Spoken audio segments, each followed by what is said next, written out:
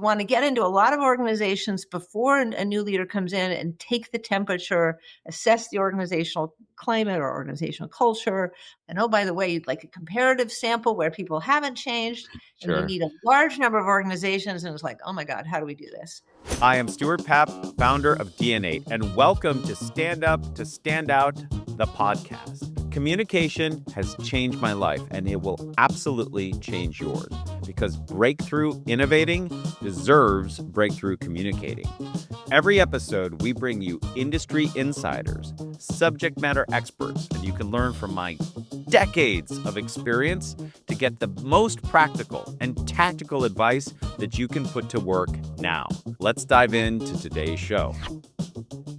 Well, I am so delighted to have Katherine Klein on the show. You have some new work that is out, and I cannot wait to dive in. I'm going to read the full title of the article, and maybe we can start there. But this is in the Journal of Applied Psychology, and that is called For Good and For Bad, the Distinctive Effects of Successors Leadership Behavior on Collective Engagement and Organizational Performance. So first of all, Katherine, thank you so much for being here and welcome to the show. Thank you so much. It's wonderful to be here. So let's dive in. First of all, maybe you could help us understand this latest research and what drew you to this whole project in the first place. So as you mentioned, I'm an organizational psychologist. So I'm really interested in psychological processes in the workplace, interpersonal dynamics, leadership, and so on, and how that affects organizational outcomes. And as a field, we have a whole lot of research on leadership, and we think about leadership as how leaders influence employees' attitudes, employee behavior, employee performance. And at some point, kind of late for me, I would say, the light bulb went off for me that wait a minute, we study leadership all the time, and we have incredibly little research on leadership succession. So leadership succession is a fact of life. 10 to 20% of leaders are going to turn over in any given year. And wow, we really don't study this as a field. I don't have the exact numbers, but I would guess that over the last 50 years, less than 1% of leadership articles speak to succession. And this seemed to be a really fundamental dynamic in organizations. And if we believe leaders make such a difference, wow, it must make a really big difference when new leaders come in, and we know remarkably little about how that affects employees as a group.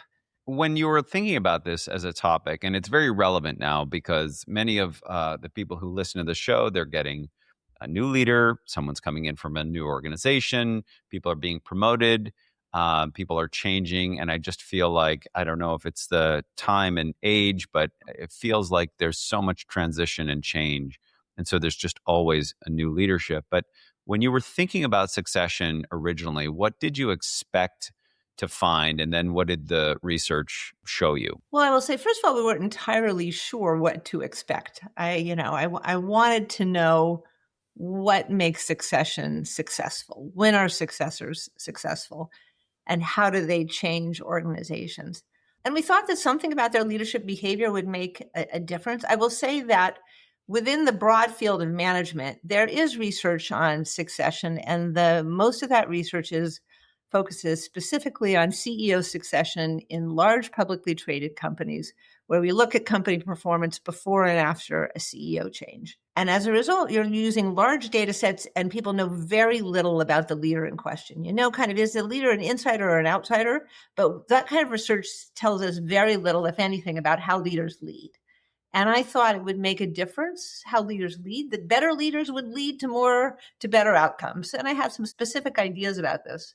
I think what I didn't anticipate early on was that the same leadership behaviors land differently if you are a successor versus an ongoing established leader, or what we call an incumbent. So I wasn't as keyed into what's in the title of this research, the distinctive effects of being a successor. And that, people respond to you differently when you're the new person on top than when you're the person who's been on top for a long time. So what are some of the advantages of being a new leader? And then what are some of the embedded disadvantages? I think a real double-edged sword is that people pay a lot of attention to successors. You are the new person, and people are a little wary, they're a little uncertain, And as we respond to things that we're uncertain about, people are paying a lot of attention. Like, who's this new guy? Is this going to be good for me? I had this good relationship with the boss. Is this going to continue? I had this bad relationship with the boss. Are things going to be better? Just what is this new person going to be doing? People are paying a lot of attention. And I think that's part of the reason why your actions have bigger impact when you are a successor. And when you are the successor, the organization's a little destabilized. You have a lot of, you're not in a rut. You're not in a good rut. You're not in a bad rut. You're not in a rut. You have more impact as well. So those are all exciting opportunities. These are also risky opportunities for successors because you can get it wrong. And especially when you're an outsider coming into a role, there's just so much you don't know about how the organization works. At the same time, all eyes are on you, and you often, as a successor, feel a real need to show who you are and get some early wins and establish yourself. So all of that is quite challenging. And Yeah. the other piece I would add is, again, which was sort of kind of a very basic aha for me when I started to think more about succession, is like, well, wait a minute. The vast majority of leaders are going to start their careers and start their positions as successors. I mean, unless you're the Mhm. founder, you're a Yep. successor. So people are going through this challenge often. Right. Well, I'm thinking of two specific scenarios. I have a very close friend who just got appointed a very big new role on a new team, a new company. So everything is new, new, new. And yesterday had to address everyone and share who he is, what he's about, what his commitments are, but also signal some humility to say, I'm here to learn. I also have another client who I'm meeting with tomorrow, and a beloved leader left the organization last week. And now they have someone who's liked and sort of known, but is an unproven commodity. And so I'm looking at it from both sides. I'm wondering from the new leader's perspective what they can do to signal that sort of humble confidence, or if that's a concept, and maybe that's part of it. But then I'm also wondering from the people who are being led, I guess the followers or the people who are on the team, what they can do to sort of mitigate or I guess assuage some of their concerns. And so, looking at it from both sides, what have you seen or what have you come across for both sides of that Yeah, equation? yeah. No, that's such a good question. I think for the leader who's coming into the role as, the new leader on top, the successor, I love the idea that this person you described is introducing himself and saying, this is who I am, this is what I'm about, to employees. I guess I would say to them, to that leader is, be authentic, be proud, put your best self forward, recognize that people are paying a whole lot of attention and they don't know you and they may respond to you in ways that you don't expect and anticipate. And I'm not sure there's anything you can do about that. Right. I'm just thinking about times when I've been a successor and I've said things and I've later heard that somebody, people had different responses. It's like, you responded to boy, that wasn't what I intended. And I think some Right. of that is just, inevitable. So I think doing what you described is a good beginning. I think also really taking the time to learn what's on people's minds. Hmm. And, I love the ideas of servant leadership and how you can serve the organization, how you can serve them, how you can lead them. Like, what does success to them mean? I love the question, what would make them say 5 years from now, 10 years from now, let's make it five, maybe a little bit shorter. Wow, we are so happy we appointed so and so as our leader. Under their leadership, we've achieved this. So knowing that and learning that, I think could be really, really helpful. I think also setting expectations about, I'm going to take some time to learn this organization better and hear you all out and plan it. And I think all that is really important. 100%. It reminds me of an anecdote. I remember in university studying about the Japanese car industry and this concept that, if you're the new CEO at Toyota, you're expected to work on the assembly line for 9 months. And the idea was that you don't get the honor of leading without understanding deeply what goes into making this product or service. And I loved that concept. And of course, the net benefit was higher quality at a lower cost. I mean, we've seen that in spades. And so it's this contradiction or this paradox, if you will, Catherine, that yes, you have to have capabilities and competence and confidence. At the same time, you don't know what you don't know. And so balancing those two is probably more art than science. I think that's all right. I think that's all right. I will also say when you talked about how I got interested in this work, I also had the experiences of making a move, as a senior leader, as a senior professor, coming to Hmm. Wharton, moving, Hmm. not. So I had sort of grown up in the University of Maryland and climbed the ladder of academia. Then I transferred to Wharton, and later I took on a leadership role where I was a successor. And I was struck by how little people guide you and tell you when you are the leader or when you are a senior person. They assume you know what you're doing. And so, Sure. and they assume you understand the organization and how it works, Yeah. even if you're a newbie. Whereas when you're young and young in your career, it's like, no, no, no, we don't do that. And it just is, by the way, this is what works. It's much harder to get that information when you're coming in as a senior leader. So that goes back to your question of what's challenging about that. I've heard that over and over, and I won't go there now, but I've heard people say that, there's no playbook here. And then of course people assemble quick, fixes, a weekend course or a weekend at some prestigious university. But ultimately it's very personal and it's very hands-on, and you have to put your own stamp on it. But let's explore the other side, because I know I'm thinking of my meeting tomorrow at 9 a.m. and I can already feel there's some anxiety or tension from the people who are going to be led by this new person. And of course, you're probably contrasting that to the person who's left.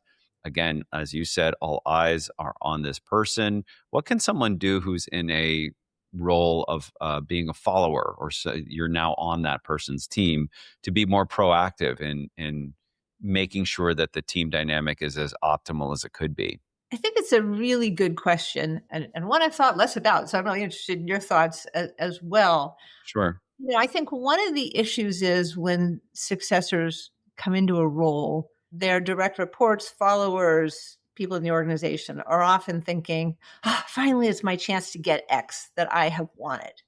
Right. And so they may come forward with their own hobby horse, or their own pet peeve. And I think that can be quite off putting and difficult for successors to navigate. So I think it is, it raises an interesting question about what do successors do and what do followers do. I think if successors are saying, let's talk about the organization as a whole, let's talk about this entire, whatever the team is, the unit as a whole, and what it needs, that's what I really want to be hearing from you, as well as any individual concerns you have. Yes, I'll listen to your individual concerns. Can't necessarily respond to them, but I think that is really helpful. I think for followers to understand that it is a confusing time for successors, that they're being bombarded with a lot. And I Hmm. think maybe taking some time to ask the successor, what's on your plate? What are you struggling with? What's going on for you? How can I be most helpful to you? Hmm. And thus the organization, is really productive and a really positive thing to say. And it's a win-win for everybody. Yeah, I completely agree. And if I had anything to add to it, it would just be echoing that, the people who have been on the inside are in a unique position where they can, at least up to that moment, share, this is how our team operates. This is what is useful. This is how I can be of service to you. And just putting yourself in that service mindset, I think, is invaluable, especially to a new leader, because they're looking for allies. They're also a bit disoriented. I think of them as a pilot and they're in a new plane. Yes, they may have their pilot's license and have logged the hours, but maybe they've never been in this plane or in this terrain. The other thing I think is incredibly useful, and I've done this with a few teams, is really marking the moment of new leadership by getting everyone together and talking about the values, beliefs, goals, roles, the purpose. And as simple as that sounds, having a chance to say, new day, today is day one, even though we're all established and subject matter experts and highly credentialed, let's just treat this as the first day for everybody. And let's reestablish some things so that we can all own it. And I think that also makes people feel a little bit of levity around it. Because one other thing I've seen, Catherine, is that you're joining a team, but not everybody on the team is at the same rank and time. Some people are 20 years and some people are 2 months into that team. So even though it feels brand new to the leader, there's wildly unique dynamics happening under the surface. And so you have to, quickly get up to speed there.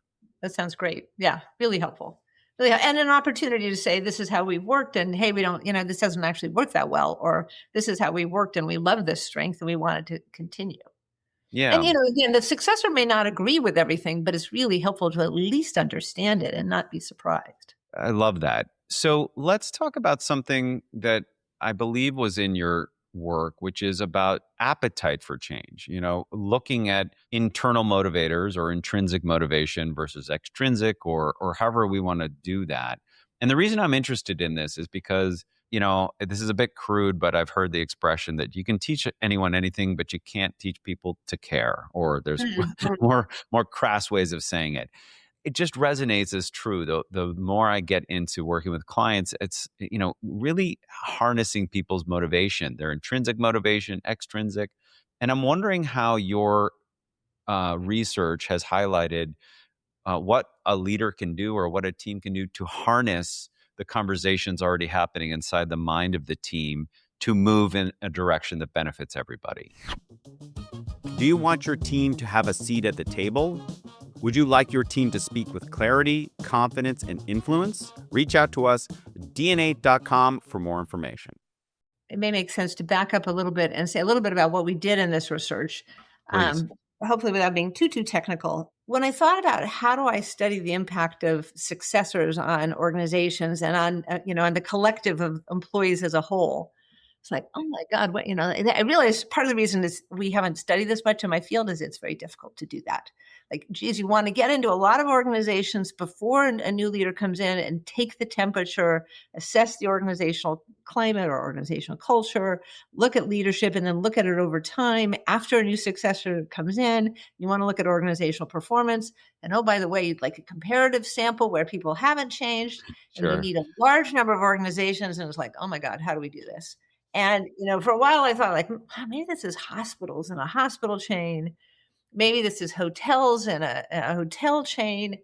And then for me, the light bulb went off and it was like, we can study this in school settings Hmm. because, and we studied principal succession. And so schools are distinctive, but again, the more I study organizations, the more I find, like, to a very large extent, organizations are organizations. We study banks, we study private equity funds, we fund retail stores, we fund credit unions. There's a lot of the internal organizational dynamics are the same. So yes, they're schools, they're distinctive, and I think they generalize to a large extent. And we were interested in schools because part of the reason methodologically is principal succession occurs in the summer. So, and it's at a predictable time. So we could work with school districts and say, let us get into these schools before a new principal comes in. At the end of the school year, let us, they'll get a new principal. Half of the schools we study will get a new principal in the summer, and then we'll track them over time. So we're comparing schools that are getting new principals that are matched with schools that are not. And a key thing that I think you're getting at, and we can talk about more of this, is we measured before the successors come in at the end of the school year, so before the summer, we measured what we call need for change. Hmm. And we're asking teachers, how much does this school need to change? And I should say that it was really, how much does this school's performance need to improve? How satisfied are you, teachers? How much do you regard your school as a center of organizational excellence, academic excellence? How much do you think, no, things really need to change in order for us to be a center of excellence? So we're measuring that before the successors come in. And what we find is that the appetite for change is really important for how employees, teachers in this case, respond to the new leader. It makes a very big difference if teachers are saying collectively, like, yeah, performance isn't really good around here. We really need to improve as a school versus, Mhm. no, we're good. We're good. We're excellent. We are not looking for change. We are not looking for someone to help us perform better. So let me pause there. I can say more about this, but I'll pause there. But this turned out to be a really big driver of how people respond to successors, and specifically to successors. Yeah, and this may not be related, but as you were speaking, it made me think about political campaigns, right, throughout history, where oftentimes the incumbent is trying to disturb the status quo and saying, you don't. And I just remember this rhetorical question that Ronald Reagan asked in 1980, saying, are you better off now than you were 4 years ago? Of course, leveraging all these, national crises and international crises and all that to sort of create this sense of I need to change. And so that was what I was thinking about. But what I find what I find compelling is sort of gauging someone's internal, motive to want to change, predicated on what the leader is doing, is representing, it says about who they are, the organization. So yeah, I'd love to learn more about that because I'd like to know what can someone do if they're in a role Yep. and they may need to refresh the need to change. And this is exactly what's happening with my client tomorrow. This person who's leading this group, there's a new sort of team leader, but the person who has the org has been there for 10 years and is well respected, but also wants to shake it up. And one of the things that he's talking about is that the world has changed. And thus, even though we may feel comfortable and complacent, we cannot afford to stay uh, you know, as we are. So anyway, those are some of the things I'm thinking of. So let me tell you a little bit about what we found in our research and then try to bring it back to your client because it's a little Yeah. different what your client's describing and interesting. So what we find in our research, and it's complicated. So let me see if I can give you a concise version. A key finding is that when a successor comes in, we measure both how visionary they are. We ask teachers, to rate how visionary, what is the principal, how good are they at vision communication. We also ask them to rate how much they coach. How much individual feedback are you getting for the principals? How much are these leaders coming in and setting goals, setting expectations, doing what a sports coach would do or others would do? Like, I'm really going to coach you on how you do your job better. That what we find is coaching makes a really big difference. When teachers are saying we need to change our school performance is not great. They respond really positively to successors and come in and do a lot of coaching. It's like, yes, this person's going to help us perform better. We invest more in our work. We're more energized. We measure that and we see test scores rise. So school performance goes up when you have that right mix of active coaching and hunger for change, hunger for improvement. When a successor comes in and does that kind of coaching, but the employees are saying like, no, no, no, we're good here. Our performance is strong as an organization. They respond really negatively to coaching. Like, who the hell are you to coach us? I mean, again, it's Sure. analogous to a sports team, right? Like we're Right. winning and you're trying to change what we do. Like, hello, no. And what you see is, engagement declines and performance declines. Hmm. Successors were not creating the need for change. They were responding to where the schools already were. They were responding to the collective appetite for change. And they really had to do that. It wasn't that they were coming in and building up people's sense of change. We measured change before, this need for change before the successors came in. So it sort of it's interesting. We talk so much about leaders having to explain to people why we need to change and that we need to change. That's not what we found here. Again, sports teams have pretty strong records of wins and losses. Schools have pretty clear indicators of performance. I think many organizations have strong indicators of performance that employees know. So we talk about the importance of successors reading the room and understanding the appetite for change that they are stepping into and leading correspondingly. Because people, again, if I need help, if I'm feeling like, man, I really need Stuart's help, and God, I hope this new leader can really help us perform better. That's one thing. If I think like we're really good, and again, who the hell is he to advise me? He's a new guy on top. Thank you, no. That's really problematic. So to build on that, the reading in the room, I'm thinking of a client that's a very large biopharma company, global, and they have a new CEO. And for the last, I think, a year and a half, the CEO has been on a listening tour. And I think that's clever use because listening implies that you have no agenda. How are things going? Great, sort of okay, terrible, right? Like listening serves all that. So I wonder if that's a good practice for a leader to have to come in and say, before I make any conclusions, you tell me how things are going and what's working and what's not, and see what I can learn from you. Is that the implied approach or am I missing something? I think that is the implied approach. Again, I think there's nuance to that because sometimes when we say, listening towards tell me everything that's wrong. It's tricky because I think employees can be nervous. Like, what do I really tell the boss? How do I make myself look really good? Is the boss coming in to figure out who to cut? The new boss coming in to figure out who to cut? How, do I need to be position myself to make me and our unit look as good as possible? All that is going to impede getting viable answers. So I think our research would suggest you really need to be saying, let's talk about how the organization is doing. Let's talk about how well we're performing. Let's talk about, are we meeting our standards for as an organization is where we want to be. How do you all evaluate this? Here's how I'm evaluating this. I'm looking at our sales over this period. I'm looking at our stock performance over this period. I'm looking at whatever the indicators are. Let's talk about those. That I think is probably a good way to go. So I think this is really speaking to, yes, listening, but also being very thoughtful about what is the information you're trying to learn and asking the questions that get you that information that allows you as a new leader to really succeed. I want to go back if it's the client you mentioned. There was an implication I thought I was hearing that your client believes employees don't know, the staff doesn't know, the workforce doesn't see the need for change. I thought that's what I was hearing, that the client's feeling like, no, I got to convince these people that there's a need for change. So the truth is, I don't know that to be true. That's a very recent conversation. Tomorrow I'll have an opportunity to learn more about that. And I think you're right about, the circumstances matter. Are people feeling comfortable to share what's actually true? But to go back to the issue, what this person was telling me was that they were noticing when they were observing their trusted and beloved team members, there's a high degree of respect and very high level of engagement.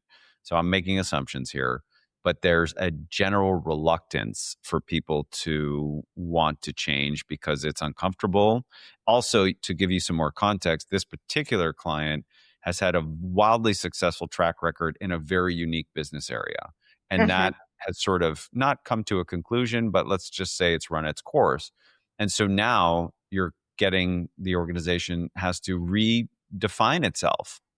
And so I think that confluence of factors is affecting people's maybe appetite for change, but it doesn't mean that they're not receptive to it. It's just what we're hearing. So when we studied this, we labeled it need for change, but really this was need for change and improvement in the organization's performance.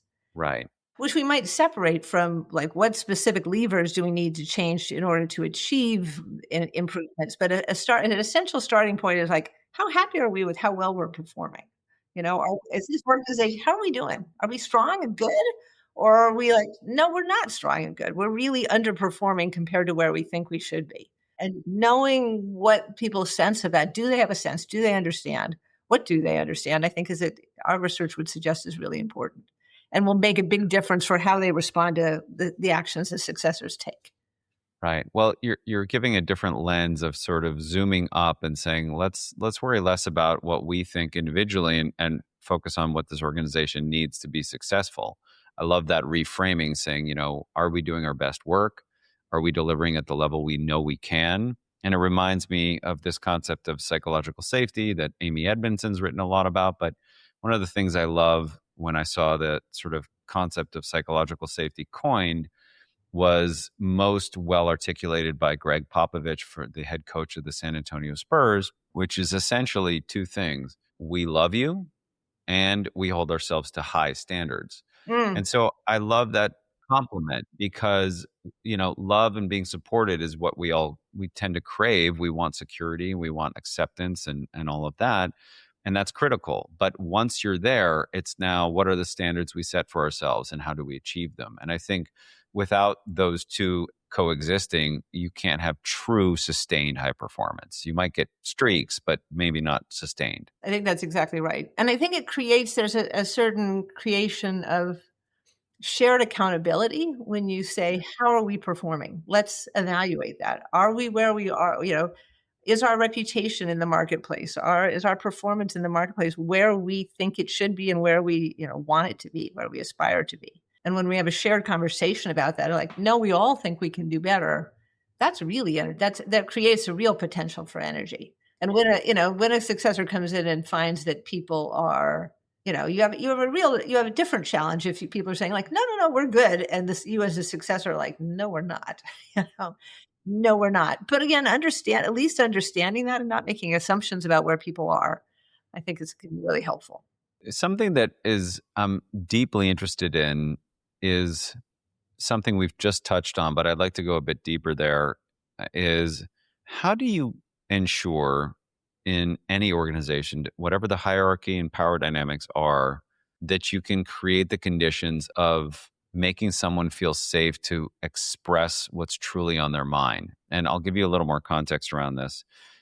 I've done countless programs where people will want surveys and pulses and anonymous and attributed and you name it. And there's all sorts of methodologies. But I think what ultimately people are looking for, if they're looking for the truth, is did this work? Was it effective? Did it make a difference? Are we doing the right things? And all of that is what people should be pursuing. I guess I'm thinking about a new leader and looking to establish that sense of trust as quickly as they can with a new team, understanding power dynamics, understanding people's reticence. What can one do in a new role to really signal genuine interest and also an open forum for people to share what's truly on their mind? It's not just one modality or one methodology. What have you seen in your experience? Yeah, it's a great question, and it's surprisingly challenging. I do think a really well done anonymous survey can be hugely valuable. You do have to ask the right questions. You do have to ask questions that really get at, wait, and it takes a good deal of thought. And kind of canned surveys may well not do it for you, but anonymity it can be very, very helpful. Hmm. I think you're hinting at an interpersonal quality or a dynamic of really good, strong listening, and I think that is tremendously important. And I think I teach a course on navigating difficult conversations. Think of a colleague in Israel, Professor Avi Kluger, who's done a lot of work on listening and how powerful strong listening is, and the kinds of skills that we hear about. Paraphrasing, checking for understanding, pausing to listen. There's this fun acronym of WAIT. Why am I talking? Just stop and actually listen. I think that creates tremendous, psychological safety and allows people to speak. And I think you can say to people, "I really want to hear you. I may not agree with everything you say, but I want to make sure I understand what you're saying." And all of that interpersonal thing really, those skills really matter. The thing that I'm thinking about is, and yet you as a successor may conclude there are people on the team you want to fire. You're often, you may be hired to shake things up. The prior leader may have been, hesitant to make those changes, and so that's a conundrum, because I think that there are times when that is really important to make those changes. And, to have psychological safety, to feel psychological safety at the same time you think I may be fired, that's hard. That's not terribly likely. I don't know that I have a great solution for that one, except maybe saying, I'm going to take some time to make any changes. I will always explain my actions. Your input is really vital, and not to say, and oh, by the way, I'm planning to fire some of you. Like, yeah, don't say that. Yeah, if you walk into the first staff meeting with a guillotine loaded and ready, I don't Exactly. think anyone's going to be opening up. Yeah, But exactly. at the same time, I feel as though a leader's true responsibility is to bring out the best performance in everybody and for the purpose of the team and the organization and who they're serving.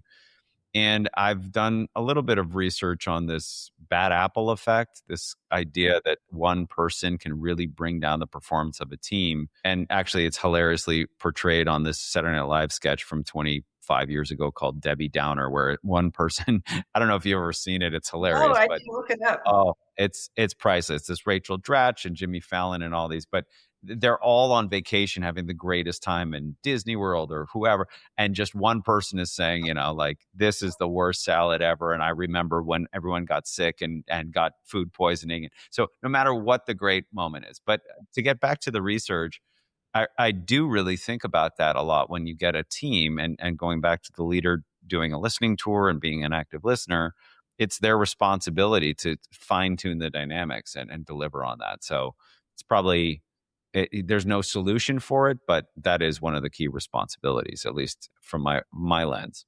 Totally agree. Totally agree. Yeah.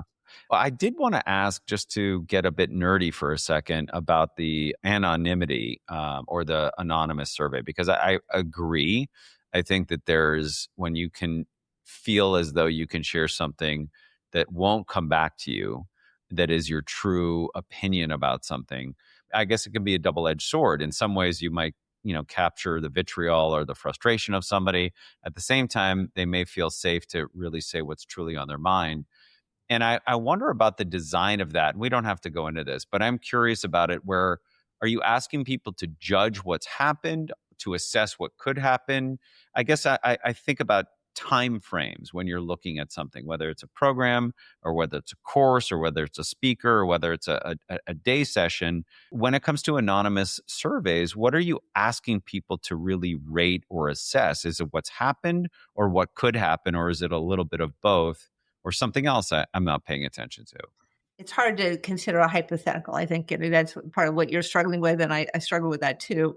I think what we're not looking forward to. I mean, of course, we learned from job satisfaction questions. Of course, we can ask, questions about commitment or engagement. We learn from. I think the other thing we learn from is asking people to respond as consumers. I don't know how you would describe this, colleagues, as people who have experienced X that makes a difference in whatever this thing is. What was the quality? What is the quality of the food you were served? What is the quality of does IT give you, does IT support respond quickly? Does IT respond? Is the IT response helpful? If you need X, can you get it done? How easy is it to get reimbursed?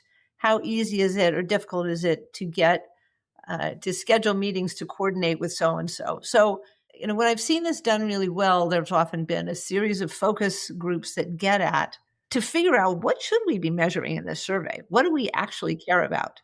If you just measure satisfaction, commitment, engagement, you're going to get some sense of what's the temperature, like how happy are people? How hard are they working? Maybe. But you won't know what could be done better or worse, right? That's Mm-hmm. when I've seen this done effectively in organizations, it's often been really effective to compare different units. I'm thinking of a study that looked at mentoring and, mentoring of junior colleagues. And we could see, like, oh, mentoring works really well in some units and it doesn't work in other units. We looked at IT support. IT works really well in some units. It doesn't work well in other units. There's a really strong commitment to service or research or innovation in this unit, and it's weaker in that unit. Those comparisons start to be really illuminating, and those specifics about, is it IT support? Is it mentoring? Is it, rewards for innovation? Is it coordination? Whatever those pieces are, that becomes much more illuminating.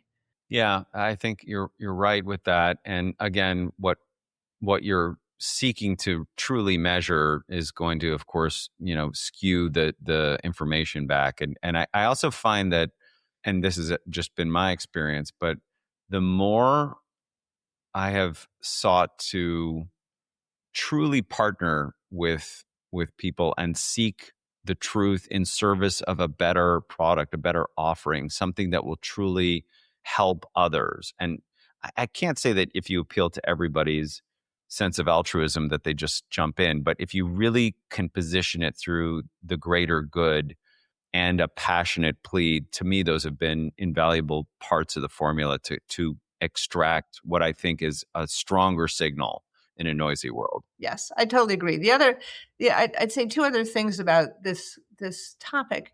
I'm seeing a consistency in what we're talking about, something we talked about a few minutes ago about sort of, this seems to be getting really clear about the questions you need answered. and not just, oh, a survey is a good idea. Like, well, maybe, but a survey is a good idea to answer what, because what. The other thing that I think is is thinking a lot about what information communicated how is persuasive to the people in this organization. Mm, So data numbers can be very persuasive in some organizations. Stories and impressions may be more persuasive in other organizations. Customer feedback may matter a whole lot. When you're trying to motivate people and unearth what's going on, it's really helpful to understand, well, what signals, what information communicated how do they really care about?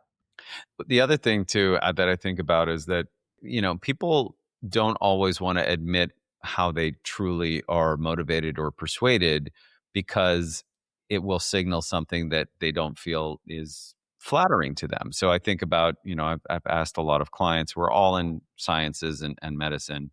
They always say the data, but the truth is, people are all humans first. We're swayed by emotions and human stories, and we all are. And that's not a judgment. It's just, I think people want to believe something about themselves. And so oftentimes to correct for that, you have to observe how they actually operate in Sure. reality versus what they say. Right. And I just think of there's a study done years ago with Sony, the company that made electronics. And they asked all these teenagers in a focus group, do you like this, color Walkman, this, personal stereo? And oh yeah, we love it, and the bright colors. That's totally how we are. And then at the end, they were allowed to choose anyone for free, and they all chose the black one.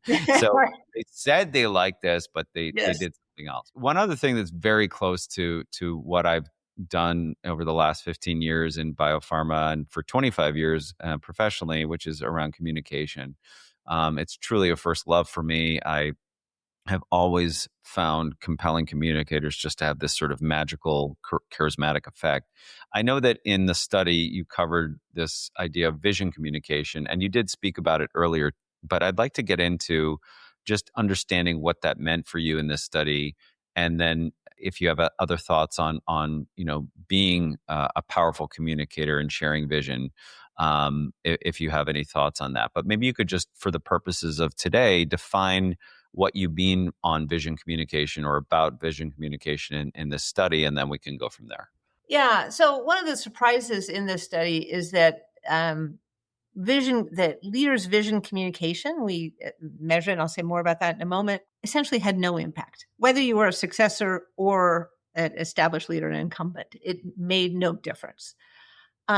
We saw no change as a result. So, bringing in a leader, successor who was higher in vision communication didn't actually lead to greater engagement or improvements in performance. It's hard to know exactly what's going on about this with this finding. We measure vision communication by asking, employees, to what extent does this leader present a compelling, inspiring vision of the organization's future? A series of questions that get at, like, is this person a communicator that paints an exciting picture? I think a couple things may be going on. One, it may be that vision communication in a school system isn't actually that variable. I could ask you, Stuart, what's your vision for a great school? Right. Kids are engaged, kids learn, parents feel connected, everybody feels included. Test scores are going up. So that may be, like, in this setting, it may be particularly difficult. Um, People in this setting may already feel a lot of vision and attachment to the mission, so that may not make so much difference. It may also be that vision at the end of the day doesn't translate into leader actions, doesn't change, often may not change anything. Mm. Hmm. And right, if I don't have a lot of, I mean, this maybe can get us to talk a little bit more about this distinction we find between incumbent leaders, ongoing leaders. I mean by the word incumbent versus successors. And basically, what we find is that the same behaviors, particularly coaching by incumbents, doesn't make a difference. And I think part of what's going on is that when you're an established leader, if things are going well, they tend to stay like going well. If things are going badly, they continue to go badly. If things are going well and we have a lot of respect for you as a leader and you present a vision, good. If you don't present a vision, oh well, we have a lot of respect for your leadership anyway. If things are going badly and you present a vision, like, as an incumbent leader, your vision really rings hollow. Like, hello, you're leading our performance, and our performance is lousy. Your vision, rings hollow. If you're, and if you're new, it may be inspiring. At least in theory, we thought it would be inspiring, but it's not what we find. We find much more juice in this tangible impact of coaching, and specifically, but it's specifically by coaching by successors. I mean, part of what the message of our research, and and we'd love to see more research on this, but it's a powerful message, which really says if you want to change collective engagement, if you want to build a workforce where people are really changing, not just ongoing engagement, like we see a real boost in engagement, we see a real boost in how hard people are working, how enthusiastically, with what dedication. It may well take a successor to do that. Like, it's really hard for, once you're established in a role, to like really galvanize people when they've gotten used to your leadership over a period of years. Like, making a big change, like, no, no, no, now we need to do something different and bigger and better, and we really need you to lean in. That's really hard to motivate when you're an established leader to get, and whereas that message coming from somebody new can make a difference. So, in short, if you really want to galvanize change, you probably need somebody new. If you want to galvanize, I mean, that's what our results are telling us. I mean, I realize it's a controversial statement, and we need more research, but that's what, if you want to galvanize them particularly with the force of your leadership style. I mean, maybe if you put in a different pay system, maybe you can do that. Maybe a different reward system. Maybe, you change things. Maybe as an ongoing leader, that really will make a difference. Maybe if you really communicate to people, there's a crisis coming that we need to tackle, and we haven't looked at this, and let me show you the numbers. Maybe you can do that. But if you're trying to do that by either setting a vision or coaching, motivating with the standard leadership tools, really hard to do that as an established leader. We've gotten in a groove. We've gotten in a groove, and it's a little bit like saying, I'm going to parent differently and my kids are going to respond differently. It's like, no, Dad, we've known you for a very long time and we're used to one thing and we're not sure about this new guy. I wonder how that, and I'm just wondering aloud here, how that finding factors into people who are being promoted, right? Effective leader A in regional is now the national leader, or, former COO is now CEO, or whatever it would be. But I'm not sure your research has gone there, but I'm just thinking about that, where promotion and succession, how do those two correlate? I mean, we have this sort of notion of the Peter principle and being, I think it's the Peter principle, being promoted to the level of your own competence, which, in some settings we may see. But as a general rule, if you said to me, advise me on, other things being equal, who should I bring in as a successor? I would say to you, we know that it is that insiders do better than outsiders overall. Outsiders often introduce change that backfires. They know less. They misread the room. They don't understand. They don't understand employees' appetite for change. So promotion often is better. There are other challenges that come with it, like you may be leading your peers, and that can be challenging, of course. One of the glaring takeaways I'm getting from our discussion, which is a very deep list of learnings, is the delicacy and the intricacy of truly reading every room that you're in to intuit where people stand on, their engagement, their commitment, their drive, their pursuit. And of course, there's so many factors.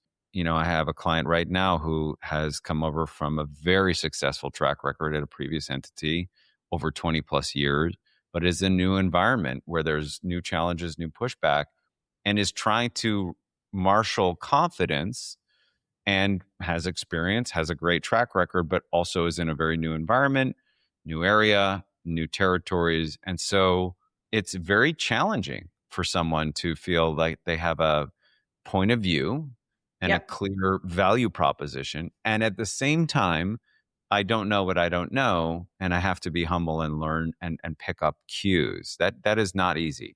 Not easy. Absolutely not easy. And, our research would reinforce that it's an opportunity. This, we don't know exactly how long it'll last, but there's this window of opportunity when you are seen as the successor, when you are the new person. Does that last 3 months, 6 months, a year, 2 years? I'm not sure. My intuition would be a year or less, probably, where you can have a lot of impact. So it is a stressful time because you can make things better and hopefully get on this really positive trajectory, or you can make things worse. You could And I do think some of what we've been discussing about asking the right questions and this balancing act of, like, I really want to learn, but I'm also not giving up my own views. Hmm. And I'm not just being reactive. Hmm. Uh, it's a tightrope. It's challenging, of course. If there's an overarching message, I mean, one of them I think is recognizing this challenge and this opportunity. Yes, approaching it with humility. Also, being really thoughtful about the questions you're asking and figuring out what is it I need to learn in order to lead this organization really well. I keep going back to this concept of shifting your focus on the right level of questions to serve what the organization needs. And to go back to this conversation I was having with a client just a few hours ago, focusing not on necessarily the people or even the dynamics, but trying to look at what needs to happen organizationally. I guess I'm saying having a bigger conversation to sort of get perspective and say, different personalities, different ways of working together. But ultimately, it goes back to these fundamental questions of how do we do our best work? What do we need to do to truly perform? Are we performing at our highest level? And to me, all of these questions can bring forward a bigger discussion, which I think people can then rally around and say, okay, let's not look at it as who's doing what. Are you performing? Am Yes. I? But are we? And what will it take to really bring out our best work? And that is a much harder and I think a better question, but a harder one to solve and a richer discussion. I totally agree. And I think it's a question that is energizing, is motivating. And I think at the end of the day, we talked earlier about how is this organization going to thrive and survive under this new leader? What does this new leader mean for the organization? Yes, for my Mm. future in it, but also for us as an organization and our Right. success as an organization. And I do think that shift to, let's talk about what this organization needs, or this unit I'm taking over, what it needs to succeed and to thrive and to perform at the level we all hope. I think that's a really good place to focus a lot of attention. Well, two things on my mind are one, there's I guess, a famous sort of marketing thought exercise from marketing professors saying, what's the best marketing campaign for, any food truck or you name it. And of course, the best marketing is a hungry audience because you can talk about all the features and benefits of, we have this fancy mustard or it's organic or gluten free. But at the end of the day, what really matters is what does the audience want and what are their hungers. And so I think that to me, that sort of sits as a metaphor for your research in a little bit that at least what I'm gleaning is how people feel about things and what they want is really going to be far more indicative of how things progress than necessarily a new face, a new narrative, a new story, a bigger vision. I think that's right. I think that's right. When how are they feeling about their performance as an organization? Are we convinced that we as an organization are doing great work Hmm. and we see it in, all the indicators that we pay attention to? Or fundamentally, are we thinking like we're not doing great work and we see that in the indicators we pay attention to? Is there anything that truly surprised you in your findings, that was just something that seemed out of left field or? I think that if we're puzzling about anything in this research, it's wow, there are real limits to what you can do, our research suggests, as an incumbent leader. I've thought, for example, I teach at a business school. One of the lessons if we were to really focus our leadership research, our leadership teaching around this, we would say to our MBA students, you're going to come in as a successor most of the time, you have a whole lot of opportunity as a successor to get things right and make a big difference, a positive difference. You have a whole lot of risk as a successor of doing things wrong, and making the organization worse off. And this is a time where you have a lot of influence on the organization. And it's going to be particularly important to read the room and to understand what people's senses of the need for change and the need for improvement is, and respond accordingly. And be careful, because once you get established as a leader, it's very hard to change anything. Once you are on a good groove with people, the good news is, yeah, you're likely to stay. And if you're in a bad groove, if they're struggling with your leadership, if you're not respected, if the organization is not performing well, it's really hard to shift from that. Take a marriage. When you're in a bad rut with your marriage, it's hard to get out of that bad rut. When you're in a good rut, it's like, oh, honey, I said that. Oh, don't worry about that. I know you didn't mean it. And it's easy, right? And see, a good rut is a really beautiful thing. And a bad rut is really complicated. And so what's surprising to me, not only the positive effects we see for the impact that successors have, but the how difficult it is to move the needle as an incumbent leader if you're really trying to change motivation and change, to get out of the bad rut or to get out of the good rut. The good news, good rut seems to stay as well. Yeah. It just occurs to me that no matter where you are in your leadership journey, whether you're the incumbent or established, it's probably in your best interest to be a curator of the sentiment of your team as best as you can to signal transparency, openness, vulnerability, shared purpose. I'm thinking about Daniel Coyle's research, who wrote the Culture Code, that high performing cultures come down to three things. First is psychological safety, second is vulnerability, and third is shared purpose. And those three combine together. So he also talks about this interpersonal athleticism of communication, which I love as a term, which is just effective leaders are always talking and sharing and listening, and not just blabbing on, but truly listening. So I'm not suggesting that this is some panacea for incumbent or established leaders, but it seems like one of the things that high performing leaders do is stay as close as they can connected. And it can seem obvious, but I think often it's not. It's a shared understanding of our collective performance achievements and aspirations. Like, are we happy with how we're doing? Do we think like we're good? Yeah. And let's just keep going. Or are we looking at our performance and collectively saying we're not where we want to be? So knowing that, along with the kinds of skills and psychological safety and communication and vulnerability, all of that, I think you put all that together, you have a very powerful equation. Right. And ultimately, I believe it's co-created as if people feel some sense of agency and authorship with how their team is going.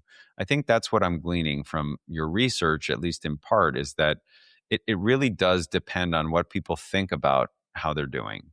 And that ultimately, if you can serve that momentum, and I think about in sports, if rarely do you get fired in the middle of a hot streak. I don't think it's ever happened, right? It's always, lost their 12th game in a row, and then 2 days later, everyone gets fired, and so you get whether that's good, bad, or indifferent. I don't know, but ultimately, your job is, like you said, good rut or bad rut. If there's a good rut, keep the momentum going as best you can. Try not to disturb that equilibrium. And if there's a bad rut, you have a few levers you can pull, but maybe not as many as you thought. Not as many as you thought, and more if you're a successor. Your chances to get out of a bad rut are higher. So, Dr. Klein, this has been thrilling. I have two final questions, and there's one: is there anything I did not ask or we didn't cover that you thought would be beneficial to discuss for our audience, for me? Anything that would be useful to discuss? No, I think you did a great job asking questions. I think we've covered it. We have complicated findings, but they really point to successors. The power, the risks, the risk and the opportunity of being a successor, and the challenges that incumbent ongoing leaders face to making change. So I think we've covered a lot of it, and I appreciate you bringing this discussion to, well, how do leaders do this? What kinds of questions should they be asking? How do we unearth this information? So that's what makes me so excited, because as we've been speaking, I cannot wait to share this conversation not only far and wide, but also with very specific people in my ecosystem who I know need to hear this, because ultimately what all of our listeners and our clients are doing is they're incredibly smart, brilliant people who have a very short window of time to figure out how to be an optimal leader or team player. And so I believe that what you're doing in your wonderful research is we're trying to get at the truth of here's what will actually work, this is what could move the needle, and here's where you should pay attention. And that to me is invaluable to somebody who is short on time and short on energy, and they're looking for better questions, better tactics, better strategies. So thank you for that. It's really helpful. Thank you. Last question. I know we'll include links to the article and, of course, links to your website, but where would you like people to go to learn more about you and your wonderful work? Well, people can certainly contact me via LinkedIn. My email is, my email, I can share my email. It's easy to find. You look up Professor Katherine Klein Wharton, you'll find my email very easily. So I would love hearing people's succession stories or other questions they may have. So delighted to have people be in contact. I love it. Well, Dr. Katherine Klein, thank you so much for being on Stand Up to Stand Out, and I look forward to seeing you soon. Hey, it's Stuart again. Before you leave, if you love this podcast, subscribe. And also, if you go to dnate.com, you'll find a sign up for our newsletter where we give you actionable and practical advice. And be sure to find us on social media. And don't be shy. You can give us a 6-star review, but we will settle for 5. See you in the next one.